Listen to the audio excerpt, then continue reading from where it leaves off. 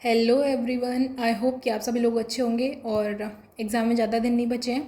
Pros का जो section है उसमें the Swaraj chapter number 4 Mahatma Gandhi के द्वारा जो लिखा गया है उसका मैं लाइन टू लाइन आपको एक्सप्लेन कर देती हूँ, जिससे कि आपको लास्ट टाइम रिवीजन में दिक्कत ना आए।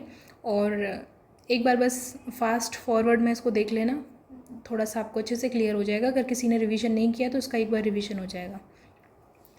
यहाँ पे रीडर और एडिटर ये दोनों एक ही व्यक्ति हैं वैसे तो, यानी महात्मा गांधी खुद है, लेकिन उन्होंने इस तरीके से इसको रिप्रेजेंट किया है कि रीडर एक कम्युनिटी को रिप्रेजेंट कर रहा है और जो एडिटर है वो कौन है, महात्मा गांधी हैं।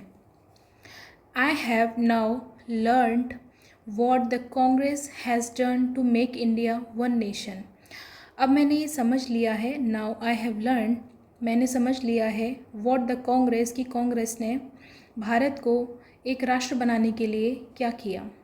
हाउ, कैसे, the partition has caused an awakening, और पार्टीशन यानी विभाजन ने लोगों के बीच में जागृति कैसे पैदा की, ये मुझे अब क्या है समझ में आ गया है।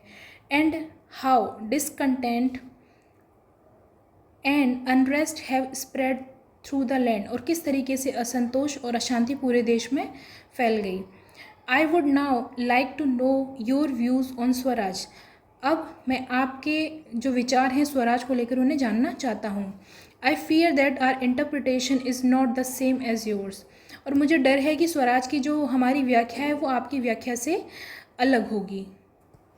अब यहाँ पे एडिटर बोलता है, इट इज़ क्वाइट पॉसिबल, ये ऐसा संभव है, दैट कि we do not attach the same meaning to the term. हो सकता है कि हम दोनों के लिए ना जो स्वराज एक जैसा शब्द है लेकिन उसका अर्थ अलग अलग हो। यू एंड आई, तुम और मैं, and all Indians are impatient to obtain swaraj, तुम, मैं और सभी भारतीय स्वराज प्राप्त करने के लिए क्या हैं, बेचैन हैं। But we are certainly not decided as to what it is, लेकिन अभी तक हम वास्तव में ना स्वराज क्या है इसके बारे में हम निश्चित नहीं कर पाए हैं कि स्वराज है क्या।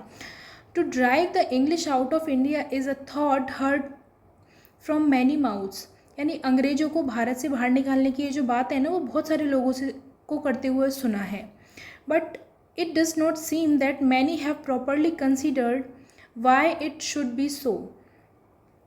But it does not seem, पर ऐसा लगता नहीं है, दैट कि मैनी हैव प्रॉपरली मतलब बहुत सारे लोगों ने इस बात को गंभीरता से सोचा है कि ऐसा क्यों होना चाहिए।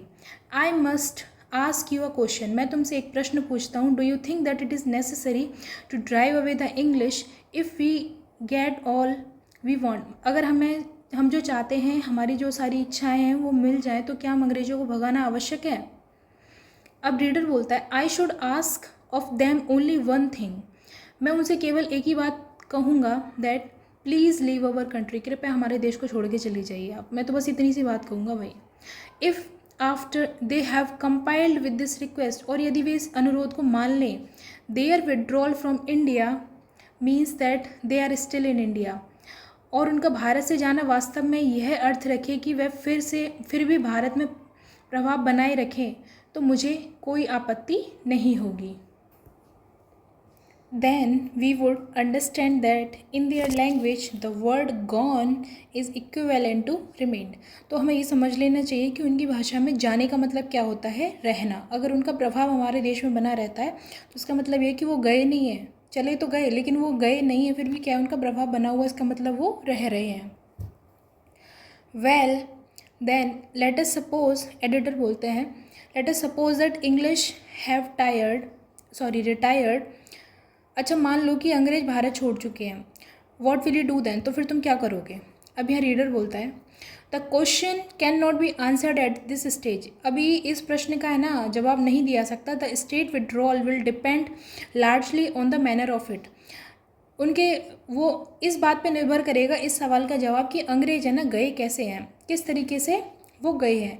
If as they retire it seems to me we shall still keep their constitution and shall carry on the government, यदि उनके जाने के बाद भी हम उनका संविधान बनाए रखें और उसी प्रकार सरकार चलाएं, और यदि वे केवल हमारे कहने पर चले जाएं, तो हमारे पास शासन चलाने की सारी व्यवस्थाएं तैयारी होंगी। If they simply retire for the asking, we should have everything ready at hand. We should then therefore carry on the government. इसलिए हम उसी शासन व्यवस्था को आगे चलाते रहेंगे. अब यहाँ पे एडिटर बोलते हैं, you may think so, I do not, तुम ऐसा सोच सकते हो लेकिन मैं ऐसा नहीं सोचता. But I will not discuss the matter just now, लेकिन मैं भी इस विषय पर चर्चा नहीं करूँगा. I have to answer your question and that I can do well by asking you several question. मैं तुम्हारे प्रश्न का उत्तर देना है और ये काम मैं तुम्हारे कुछ प्रश्न पूछ कर ही तुम्हारे अच्छी तरीके से कर सकता हूँ. Why do you want to drive away the English, तुम अंग्रेजों को भारत से बाहर क्यों निकालना चाहते हो. तो यहाँ पे रीडर का जवाब आता है, because India has become impoverished by their government. क्योंकि जो उनका शासन है ना, उनके शासन के कारण भारत क्या है, गरीब हो गया है. वो क्यों, और गरीब कैसे हुआ, they take away our money from year to year, और वे हर साल हमारा धन अपने साथ ले जाते हैं. The most important post are reserve for themselves, और जो सबसे महत्वपूर्ण पद हैं वो केवल अपने लोगों के लिए सुरक्षित रखते हैं.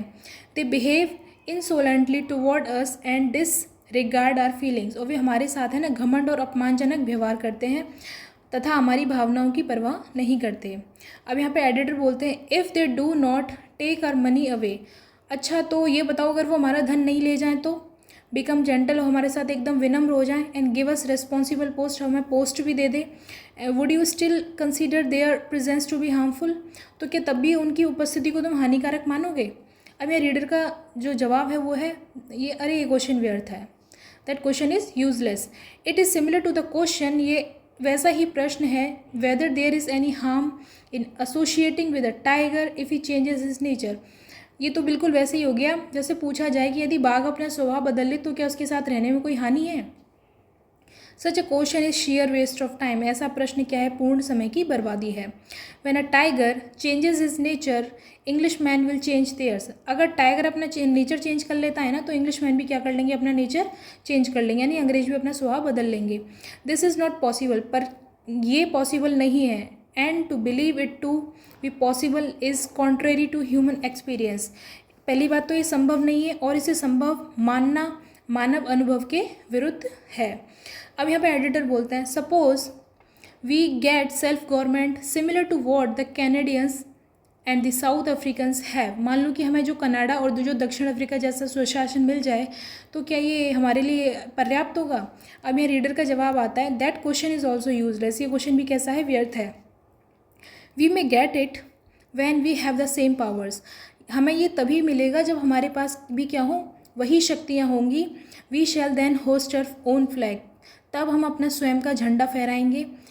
As in Japan so must be in India, जैसे जापान है वैसा ही कैसा होगा, भारत होना चाहिए. We must own our navy, हमारे पास खुद की नेवी होगी, आर्मी होगी. We must have own splendour, हमारी अपनी नौसेना होगी, अपनी सेना होगी और अपनी शान शौकत होनी चाहिए. And then will India's voice ring through the world, और तब भारत की जो आवाज़ है ना वो पूरे दुनिया में गूंजेगी. अब एडिटर बोलते हैं, you have drawn the picture well, चलो तुमने स्थिति का चित्र बहुत अच्छी तरीके से प्रस्तुत किया है. In effect it means this that we want English rule without English man, अच्छा तो मतलब इसका ये है कि तुम्हें इंग्लिश तो चाहिए लेकिन इंग्लिश मैन नहीं चाहिए. इंग्लिश रूल चाहिए लेकिन किसके बिना चाहिए, इंग्लिश मैन के बिना, अंग्रेजों के बिना अंग्रेजी शासन चाहते हो. You want the tigers nature but not the tiger, tiger वाला नेचर तो चाहिए लेकिन टाइगर नहीं चाहिए. तुम बाघ को नहीं बल्कि उसका स्वभाव चाहते हो. दैट इज़ टू से you would make India English, अर्थात तुम भारत को अंग्रेजों जैसा बनाना चाहते हो.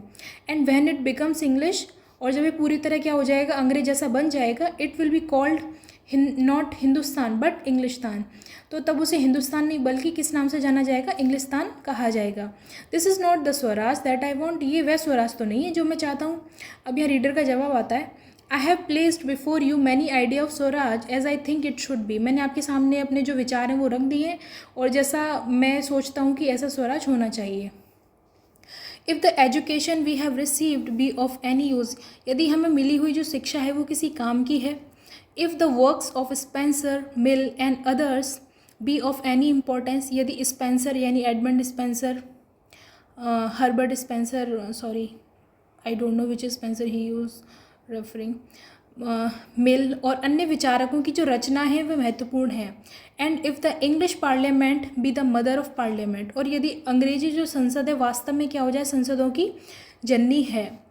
आई certainly think that we should copy the English people, तो मैं निश्चित रूप से मानता हूँ कि हमें अंग्रेज़ों का अनुसरण करना चाहिए। अगर अंग्रेज है ना इनको फॉलो करते हैं, स्पेंसर, मिल और इन विचारकों को, और जो उनकी पार्लियामेंट है वो संसदों की जननी है, तो हमें क्या उनका अनुसरण करना चाहिए।